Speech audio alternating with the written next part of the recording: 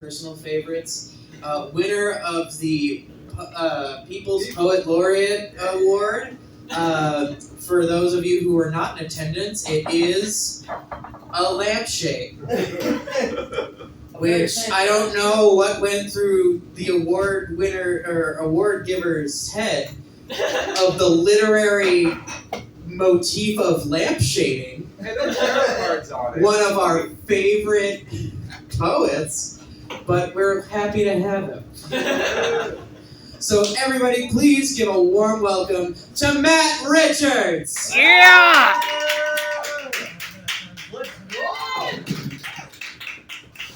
Hey, how's it going? Yeah. Oh, great!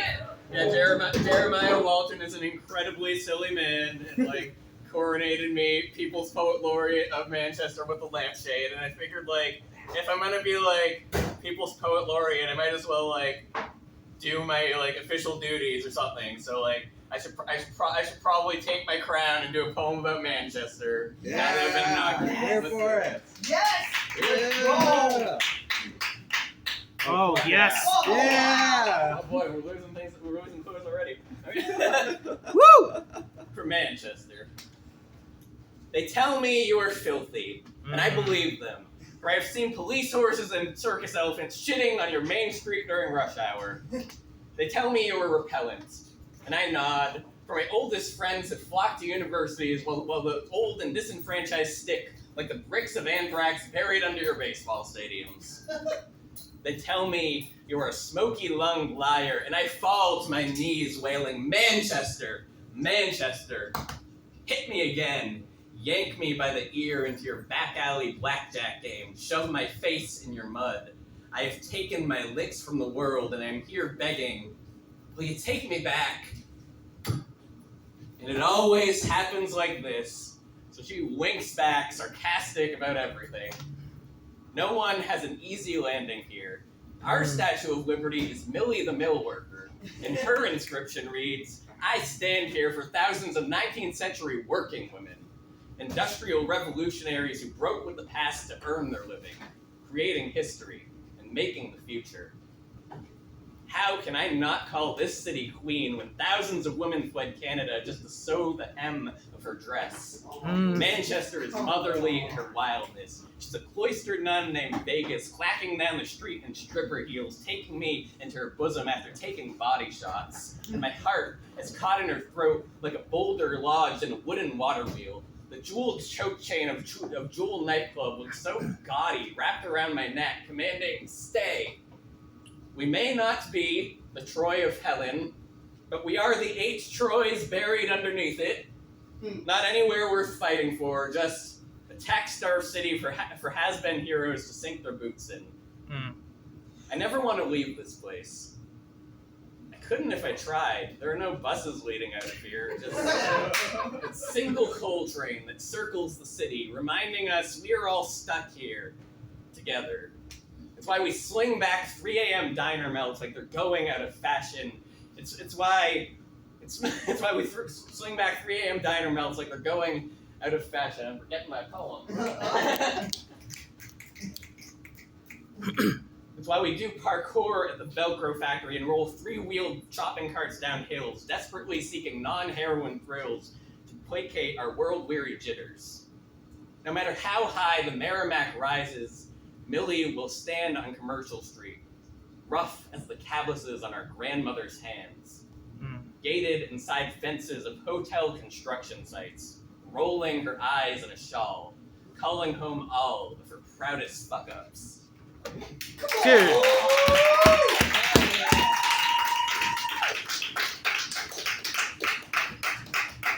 So it is fall, and I am feeling like a pumpkin spice bitch tonight. I got a couple poems about fall. This one's about fall in Manchester. Let's go.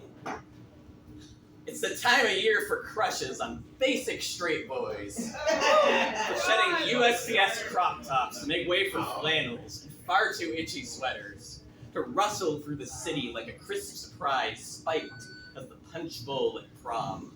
To walk until the sidewalk ends past kitschy minion lawn ornaments. It's the time of year to stew in the tub like a bay leaf. To crochet in orange armchairs when the windows are open and the rain is tapered off like a well-placed M-dash.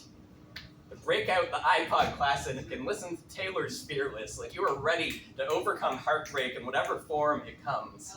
To rub the soft underbelly of a 16-year-old cat and settle into this nostalgia, which does not sugarcoat, but places great value in things that have been overlooked. Each fall, the flag on the mailbox stands at attention for this unfurling catalog of joys. It's time to march down the front steps like this is the grand opening of the world, like the mayor has just cut the ribbon.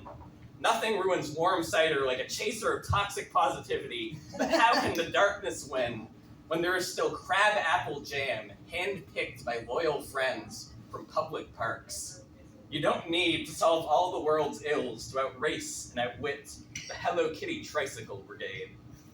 Above the street lamps, the harvest moon rusts like a wartime penny, promising you will live long enough to offer your heart like a hayride.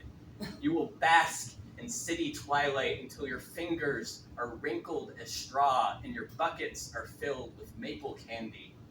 Should the gold wick of fortune burn bright enough, you may even find a place to outgrow your sheepishness, reclining in wicker chairs on an unraked lawn, brewing lemon hibiscus tea for a gathering of chosen family, tipping your wide-brimmed hat, the crows on the power line.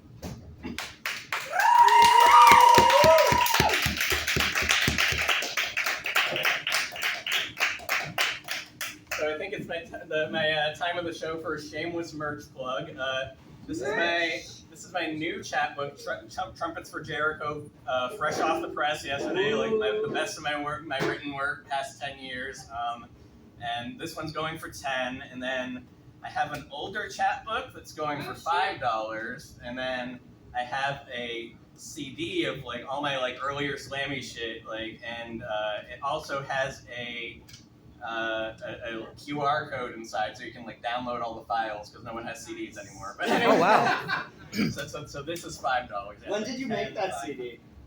I recorded this in 2013, yelling into my friend William James's sock in like his apartment, like into a microphone, like, and it sounds amazing. Like, Wow. The acoustics are crazy. I love this CD. Like, but anyway, let's do one from the book. This is from my like crazy like anarchist like Occupy days, like writing retrospect about it.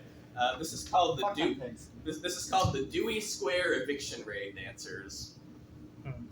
When Mayor Menino gave the order to evict Occupy Boston, we packed as many as we could fit into a car and descended on Dewey Square, a last hurrah of protesters defending an idea whose time had come. The crowd of strange bedfellows swelled until we numbered in the thousands. Quakers and combat veterans rubbed elbows with Alex Jones, while the Global Revolution live streamers dared the world not to look away. White flags rose in remembrance of the line of college students pepper sprayed by hoses, the ready-made concussions fired from beanbag cannons, the thriving tent cities kicked like sandcastles by steel-toed police boots. A somber anticipation burst when a couple proposed on the corner. A chaplain stepped forward to carry us over the banister of change, and we all married the moment, reciting our vows over the people's mic. Lost in celebration, a man skipped through traffic, a jubilant electron darting between sidewalks. History fell on us like dominoes. The crowd spilled into Atlantic Avenue like a debtor's teapot, like a wound closing, and the flinching law broke its resolve against the knuckle of the night. Stars beaded themselves like a rosary of joyful mysteries. A man holding balloons jumped so high his spirits floated past the streetlights. We erected a block party of tents and danced through the blockade, a newly minted army of the unarrestable, intoxicated by the power of unity. Occupy Boston would stand in the morning. The street medics and legal observers would wait another night for the strike of the scorpion's tail. Meanwhile, the drum circle pounded out the one victory no one could take away. Hey, everybody! The The streets are ours tonight. Hey, everybody. The streets are ours tonight. Yeah!